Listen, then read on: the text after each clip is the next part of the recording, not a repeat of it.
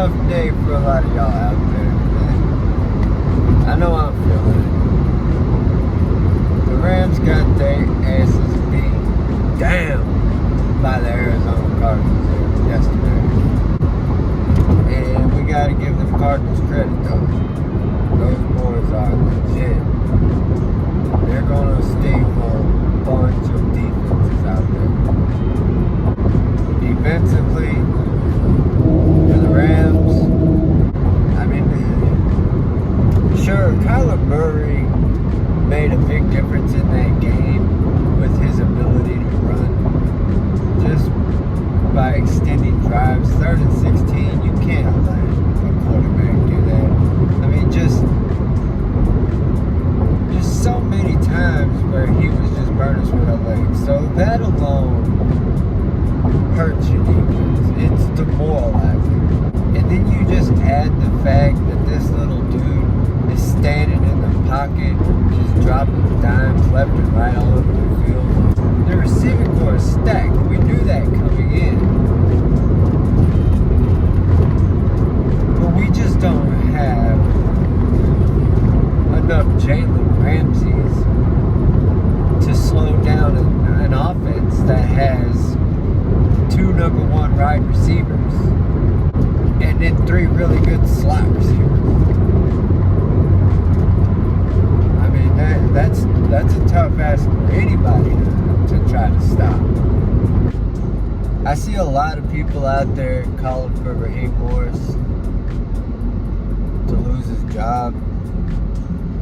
I mean, I don't know if it's time for that. I mean, we watched Wade Phillips for how many years with Sean McVay's first couple of years with the Rams, and it was the same thing. It wasn't until Brandon Staley got here where we were shutting people down left and right. And then coming off of last week, the game against Tampa Bay, I mean, it's hard to keep that same energy. I mean, you could tell that Arizona, they wanted this game more. They wanted it way more than the Rams did. You could just tell by their energy, their effort, that, you know, this was their big measuring stick game up to this point. Like how a lot of people were calling last week, Skip Bayless was calling our game against Tampa Bay, that was our Super Bowl. Shit, that's what this was for the Cardinals. You know, the Cardinals came into this game ready to give it everything they have. They done been beat by this team 8 straight times with Jared Goff at quarterback. And now they're coming in with Matthew Stafford at home with a new home field advantage at SoFi with a crowd behind their back. The Cardinals came ready to go, playing with house money and the talent to bet on themselves. Because I'm gonna tell you right now, the NFC is on notice. If anybody in the NFC did not watch that game and they slept, and they're gonna sleep on the Cardinals going forward, they're gonna get smacked in the mouth just like the Rams just happened to them. I don't think the Rams were underselling the Cardinals, because you could tell. I mean, they watched tape. The Rams have watched more on the Cardinals than any of us Rams fans have seen.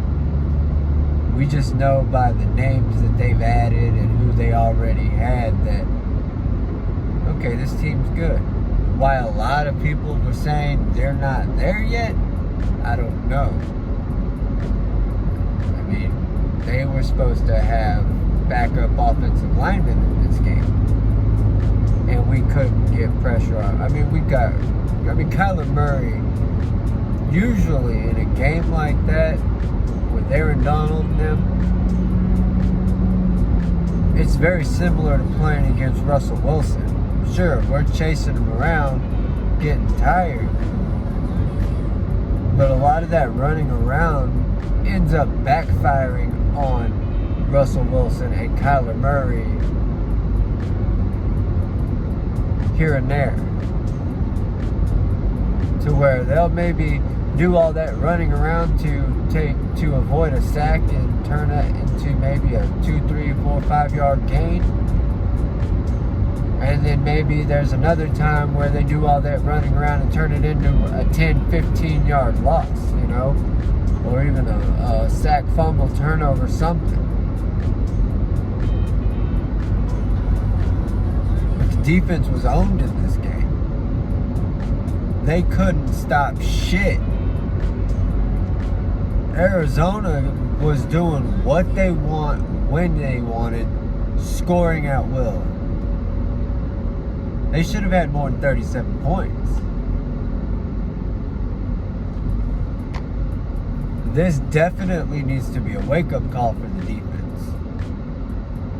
No, not everybody's going to have the talent that the Cardinals have.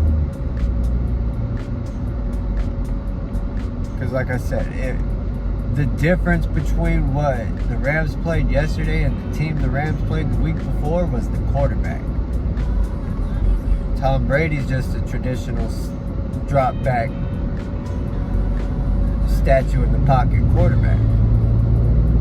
Kyler Murray was able to run around, extend the play. And like we said going into the game, I'd never got my pregame dropped. Even though I did record some stuff here and there to get it dropped, it just never happened.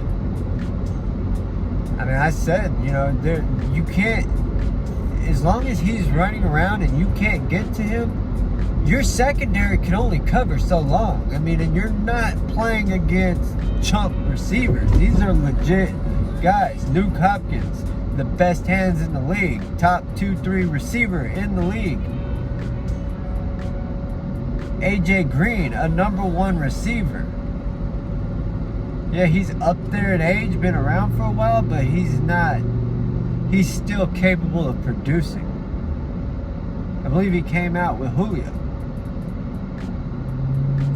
And then, of course, your Christian Kirks and your Rondale Moores, both of them have been killing it out of the slot. So you've got 2 #1 receivers and 2 potentially Pro Bowl slot receivers out there that you have to defend. And I thought the Rams were going to be able to pull down some turnovers in this game. I thought we were going to get the pressure on there because we've seen it so many times where Aaron Donald or Leonard Floyd, we were going to get back there and we were going to chase Kyler Murray around. And he was just going to heave him up in the air. They're going to come down with some here and there, but I figured that we would come down with 1 or 2 in this game, which would have made a big difference. I know that the score does not tell the whole story of how bad the Rams got beat in this game. The score was 37-20. They got whooped by way more than that. This was a full-blown ass whooping. It was embarrassing. But yet, there's a few things here and there that could have changed a lot of that. If we could have came down with a turnover, a stop on 3rd down here and there. This is just from the defensive perspective. We ain't got to the offense yet. The best news coming out of this game for our defense is that we don't have to play Kyler Murray every single week, because this man is a legit problem. And when he's coming to play a game that he feels and the rest of the team feels that they need to come with their A game, they're coming with it. They didn't feel that way going against Jacksonville. They didn't necessarily feel that way going against Minnesota. But they knew damn well going to SoFi against the Rams, who was the best team in the NFL coming into this game, a team that beat them 8 straight times with an upgraded quarterback, they were going to have to come with everything they had. And they did. Now, on the offensive side of the ball, though, like I said, I did have a pregame planned and was working on to get put out. This never happened. And I said the Rams would come out more balanced in this game. I projected a 100-yard rusher in this game. I thought we would see a little more out of Sony Michel because I knew Hendo was going to be dressed and he was going to get some touches. I just didn't know how healthy he was. But he played well. I see a lot of people say, oh, why'd they get away from the run? Why'd they do that? Sean McVay always does it. Yeah, he does do that a lot. But McVay's going to do what he knows is the best way to attack a team. Now, in this game, running the ball is a good way to attack this defense. It's something that you can do against the Cardinals defense. But once you're down by so many points, you're not running yourself back into this game. Things had gotten so far out of hand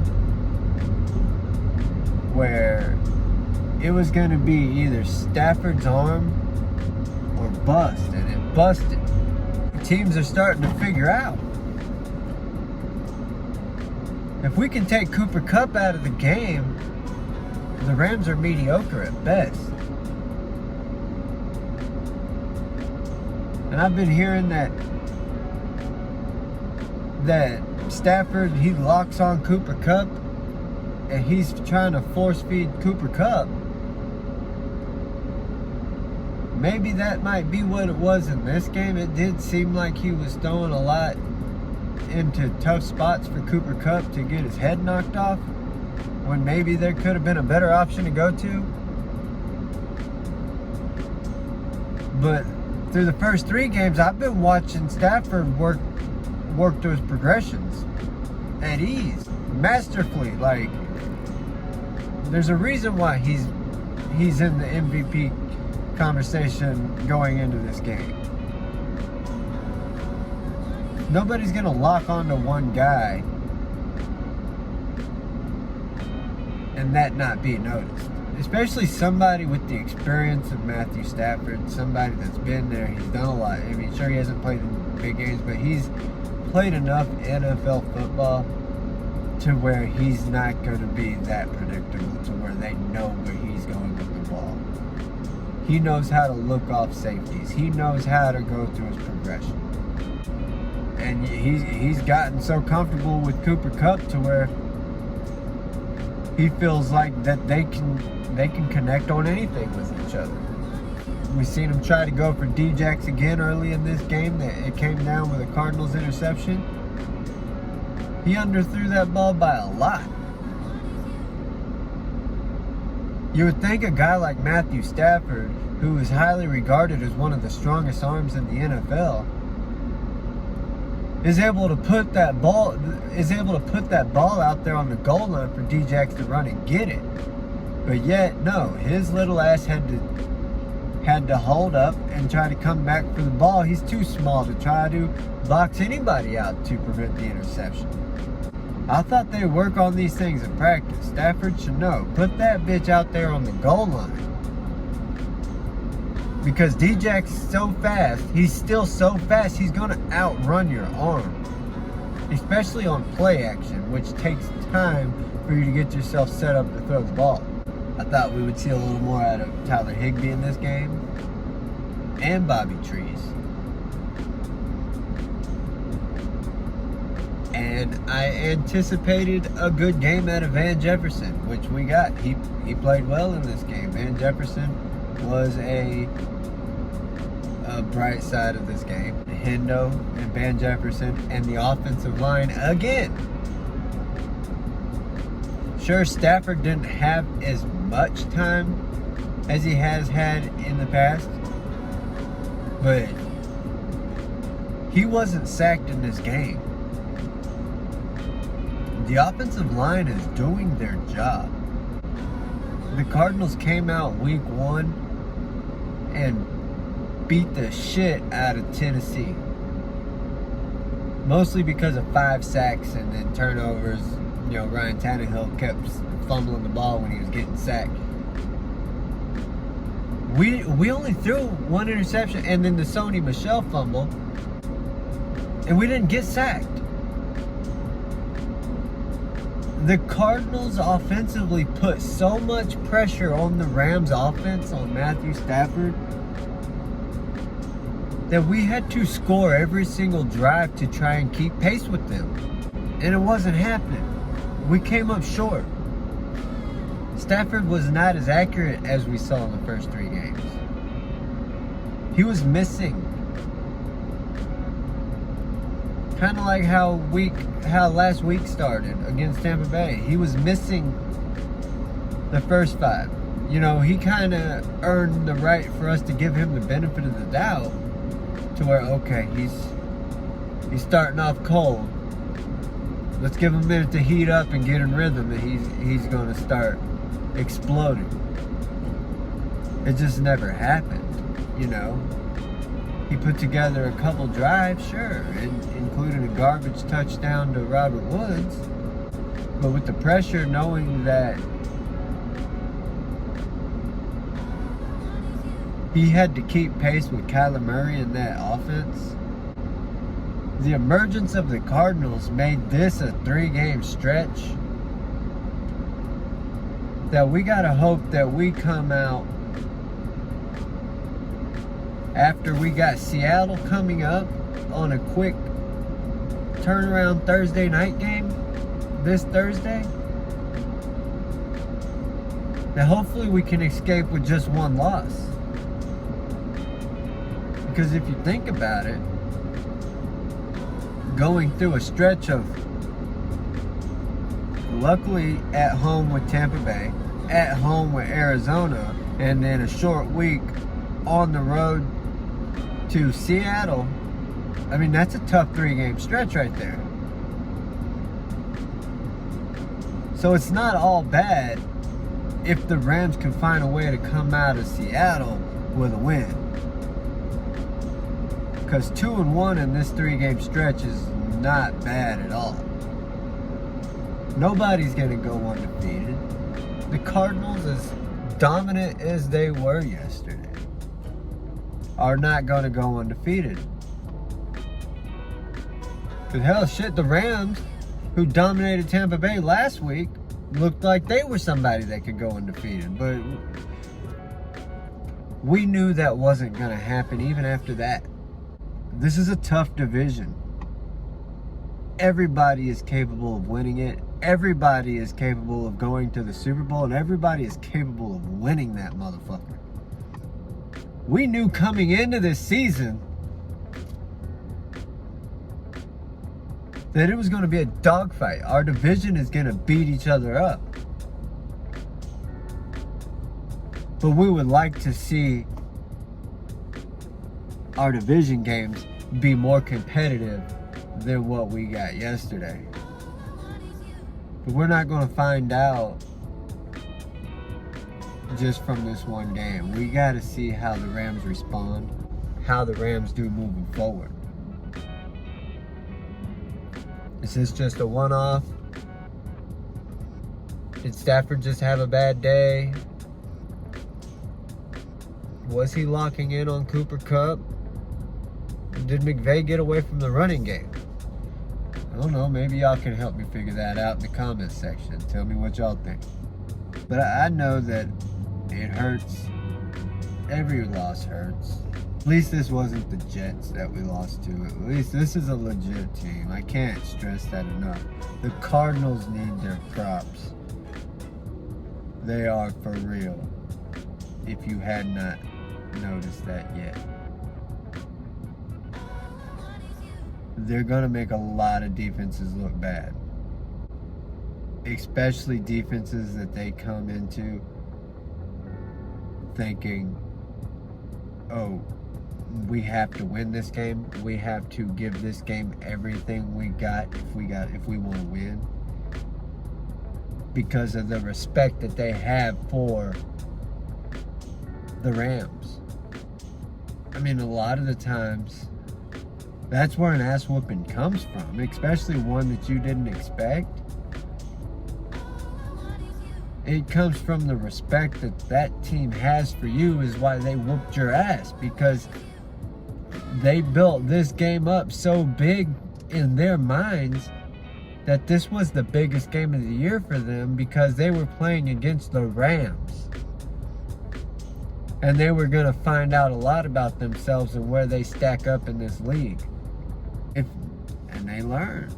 They showed us, they showed everybody else in the NFL that they can hang with anybody. Sure, are there some better defenses out there than what we have to offer? There are. And would I still like to hope that our defense is still going to get better? I think so. Because, sure, Tom Brady threw for 430-something yards against us, but a lot of that was in garbage time. When the game really mattered during crunch time, Tom Brady only was able to do what we let him do. It's any given Sunday. We're going to have our good weekends and we're going to have our bad weekends. Like McVay always says, consistency is the truest measure of greatness. So hopefully the Rams can consistently put a good product out on the field. And, you know, not have so many games like this. Even in a loss, we can see the difference. Stafford just wasn't accurate in this game. And I would imagine he probably got in his own head thinking, damn, our defense can't do anything to stop Kyler Murray.